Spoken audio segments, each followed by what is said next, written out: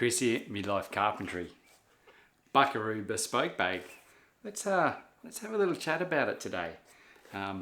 It's a bag that I've had on my tool belt for some time, and with the Buckaroo bringing out the new Bespoke 2 bag, I thought it'd be a good time to have a bit of a yarn about the old bag, or the current bag I'm still using.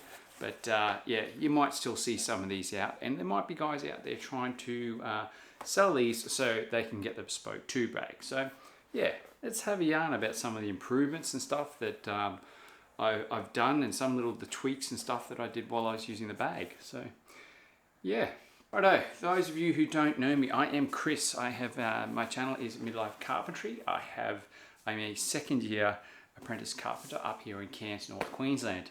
Now these, as I see it, little installments are more so little reviews basically. So it's my personal opinions on a product. I try and spend a bit more time on a particular item, give you a bit of history about it, the things that I've experienced with it, and really try and give you a good overview of a particular product. I really want to express and show you guys some of the products that I use on a regular basis, and tell you how they've performed, how they've been going, and yeah, give you guys a bit of feedback about it.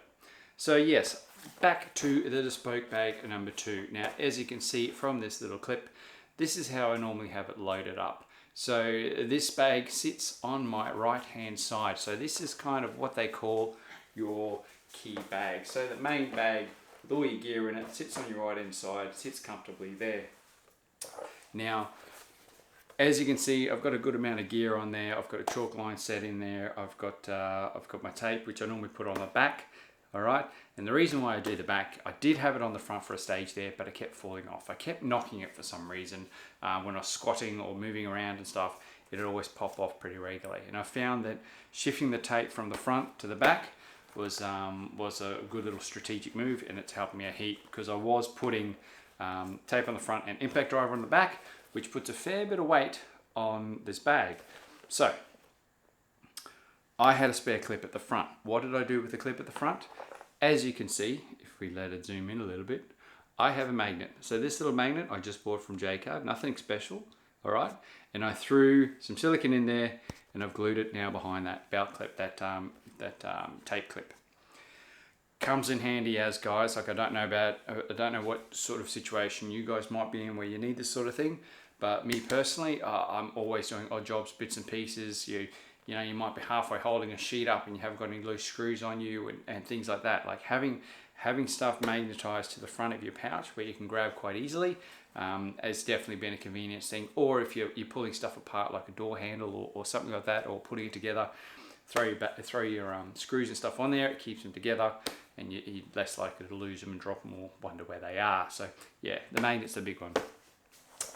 When I first got the Bespoke bag, I had an issue, as I'm sure a lot of guys do who have bought the Buckaroo Bespoke bag. Speed squares. Now, this is a fairly new thing for Buckaroo. I've noticed none of their bags have speed squares slots apart from the Bespoke. Now, when I first bought the bag, it was great. Obviously, a nice piece of leather, you know, as it is. It's not quite stiff. Everything's all quite nice and tidy. Everything stays nice and trim.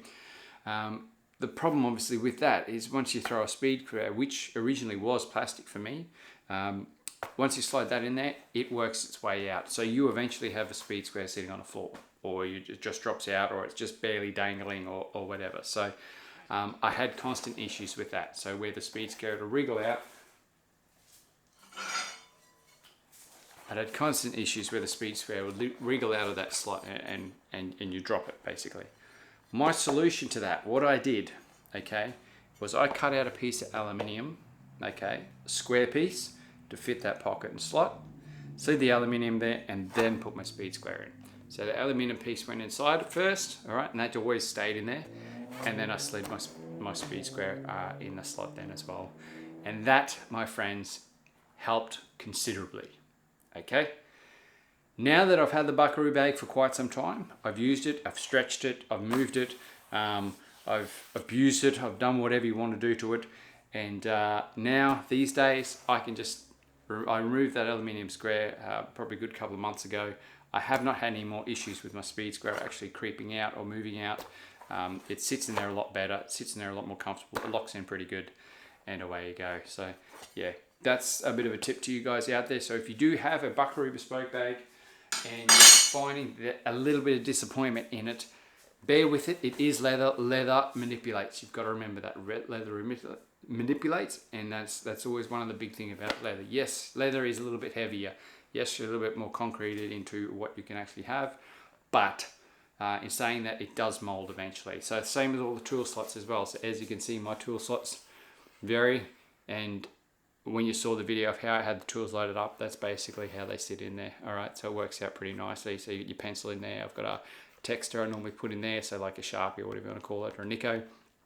All right, this one is normally my DeWalt right angle bit. My DeWalt right angle tool sits in that one. Snips are normally always on there first hand. Then I stick nips here, just the handle of the nips fits in there nicely, and I just kick it over to the side.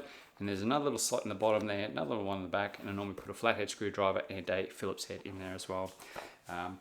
That's kind of a carry for me. So next pocket down after that one, if you can see it, yes, you can see it. It is the slots for the driver bits. If you can see it, it's the slots for the driver bits, guys. Now the slots for the driver bits, look, you'll notice on the Bespoke 2 bag where they are, and I know exactly why they've done that. Because when you have your bag on, I'll see if I can get a bit of example. All right, I'll zoom out here. All right, so your bag's sitting here. All right, everything's dangling down. You can't, from visually you can't see what the bits are from this point of view. So this visual, you pull your bag back to see what bits you are, then you pull it out. Okay, throw your speed square in there as well. That obviously puts more tools out there. Throw a chalk line in there as well in that pocket. It all drags down and you can't see your line of bits. Okay. So yeah, so that was a little bit of a downfall, and I'm kind of glad to have improved that. I would have loved to have seen more bits on there because I like having a bit of a mixed bag on me, but I have stepped into some quick clips and stuff like that, so that's something completely different. So the good thing about moving that is obviously they've opened up maybe another pocket or something for screws and things like that. So yeah. Then towards the front, obviously towards the front you've got another pouch. Now this one, heads up warning, do not put anything small-ish screw-wise or nail-wise in this one. It is not ideal. It's not fully sealed at the base and the corners and stuff. It's actually there's actually openings in the corners of these. So this is always my go-to chalk line holder. So that's where my chalk line sits. You might want to put your tape in there. It might work out better for you. Entirely up to you. Okay, and then you've got your next little slots here as well. So you've got a pocket here, which is good for pencils. I have a little mini combination square which on my other pouch, which has the same pocket, so it's in there too. So your pencils and erasers, I normally have a rubber in there as well. And yeah, and that's my, yeah, that's the fit out for the Buckaroo Bespoke bag. Couple of great features and stuff I think they've really had a winner on is the fact that the clips are both sides. So there's a clip on this side and there's a clip on that side, so belt clip or impact driver clip, whatever you want to call it. Good thing about that, of course, means that you can wear this bag on your right or your left, depending on what your preference is. So that's a good, well thought out thing from Buckaroo for the Bespoke Bag 1. Bespoke Bag 2, I haven't looked into in too much detail. Next time in the shops, I'll try and grab one and have a bit of a sticky beak at it. But yeah, they have improved the bag greatly, and that's a good thing about Buckaroo. That's something that there is a few tool manufacturers out there and a few bag manufacturers out there that really do listen to the clientele that they sell to and stuff, and they modify their bags to suit that and come up with a solution for them if they have an issue. All right. As for me, I'm super happy with this bag. I've not got any issues with stitching. Nothing sort of let go. Everything seems to be hanging on, considering what I jam in there and push around and shove around and stuff. We've got a little bit of wear and tear here and there. Nothing major. We've got a bit of tarnishing and stuff on the clips. Some of the rivets and stuff at the back there, they've got a little bit of tarnishing as well. All right. And yeah, apart from that, Buckaroo Bespoke Bag. Is this a pants down kind of a tool that I really appreciate and really want to shuck my pants down on? No. It could be improved. It has been improved. Bespoke Bag 2 may very well get me to the point where I'll be pants downing, But in this case, for this, as I see it, yeah, no pants down tonight.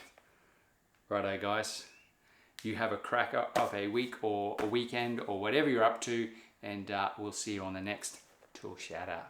See you guys, bye.